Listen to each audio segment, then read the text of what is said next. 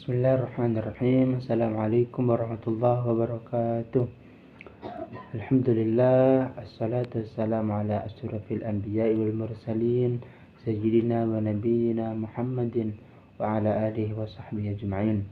Wa ba'd. Alhamdulillah adik-adik, kita bersyukur kepada Allah Subhanahu wa taala pada hari ini, pagi hari ini kita masih sehat, masih punya kesempatan untuk bersama-sama belajar lagi di kelas ini.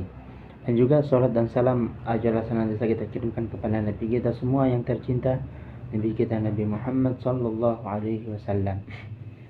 Karena beliaulah yang mengajarkan ilmu melalui para ulama.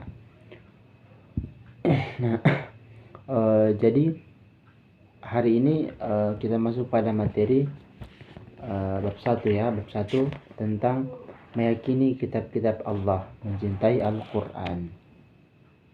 Nah, apa itu iman? Pengertian iman kepada kitab-kitab Allah Subhanahu wa taala. Nah, iman sebagaimana kita tahu, iman itu adalah percaya atau meyakini.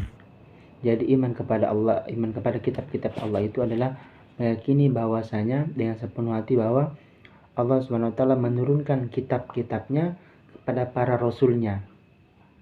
Nah, jadi kita ini harus wajib meyakini bahwasanya Allah itu menurunkan wahyu, menurunkan kitab kepada para rasul yang diutusnya. Nah, jadi para rasul itu menyampaikan risalah atau wahyu dari Allah Subhanahu wa taala. Nah, kemudian ajaran yang terdapat di dalam kitab tersebut adalah disampaikan kepada umat manusia sebagai pedoman hidup agar dapat meraih kebahagiaan di dunia dan akhirat. Jadi tujuan diciptakan atau diturunkannya kitab-kitab tersebut itu adalah untuk menjadikan pedoman hidup kita dalam kehidupan di dunia ini.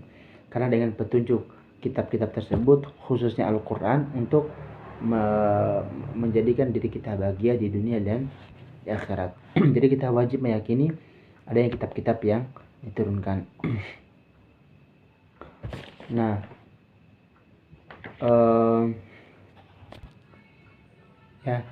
jadi sebagaimana firman Allah Subhanahu wa taala di dalam Al-Qur'an surah Al-Maidah ayat 16, yahdi bihillahu man ittaba'a ridwanahu subulas salami wa yukhrijuhum minadh dhulumati ilan nur biiznihi wa yahdihim ila siratim mustaqim. Dengan kitab itulah Allah Subhanahu wa taala memberikan petunjuk kepada orang-orang yang mengikuti keridhaannya ke jalan keselamatan. Dan dengan kitab itu pula Allah mengeluarkan orang itu dari kegelapan gulita kepada cahaya dengan izinnya dan menunjukkan ke jalan yang lurus. Ya. Jadi intinya adalah iman kepada kitab Allah adalah kita meyakini dengan sepenuh hati kita bahwasanya Allah benar-benar menurunkan kitab-kitab sebagai petunjuk dan pedoman hidup kita. Nah, sekarang yang kedua adalah nama-nama kitab Allah dan siapa saja rasul penerimanya. Nah, sebagaimana kita tahu bersama bahwasanya yang wajib kita imani ada 4 kitab ya, atau yang kita ketahui ada 4 kitab yang diturunkan Allah kepada para rasulnya. Itu Zabur, Taurat, Zabur, Injil dan Al-Quran. Nah, yang pertama adalah kitab Taurat. Kitab Taurat ini diturunkan pada abad ke-12 sebelum Masehi. Nah, jadi sebelum Masehi, abad ke-12-nya itu diturunkan kitab Zabur. Nah, kitab Taurat ini diturunkan kepada siapa? Diturunkan kepada Nabi Musa alaihi salam. Nah, jadi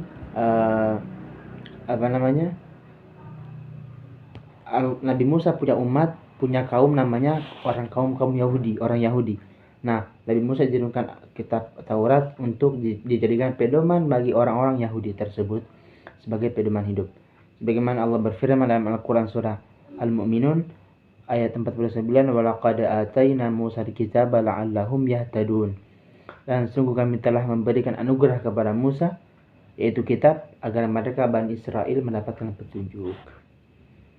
Nah, yang kedua adalah kitab Zabur, diturunkan pada abad ke-10 sebelum Masehi. Nah, kitab Zabur ini diturunkan kepada Nabi Daud alaihi salam. Nah, untuk bangsa juga sama, untuk Bani Israel dan umat-umat Yahudi.